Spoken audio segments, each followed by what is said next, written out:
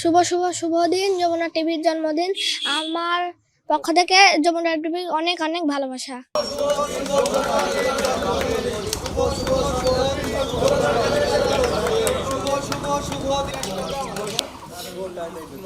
যমুনা টিভির প্রতি মানুষের যে সত্য এবং বস্তুনিষ্ঠ সংবাদ গণমাধ্যম প্রচারে জন্য আমরা তার প্রতি কৃতজ্ঞ। বিশেষ করে গণমানুষের এবং প্রান্তিক জনগোষ্ঠীর বিভিন্ন মানুষের শ্রম কৃতিত্বগুলোকে তুলে ধরে এবং সত্য নিষ্ঠা মত প্রকাশের জন্য যে একটি সবথেকে বড় গণমাধ্যম হিসাবে বিশ্ব গণমাধ্যমে সমাদৃত।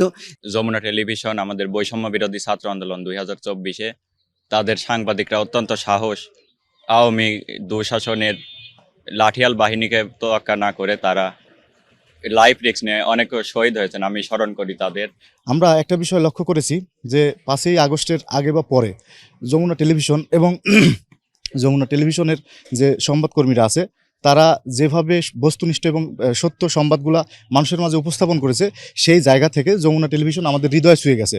সেই জায়গা থেকে যমুনা টেলিভিশন বিশ্ব দরবারে একটা স্থান দখল করেছে।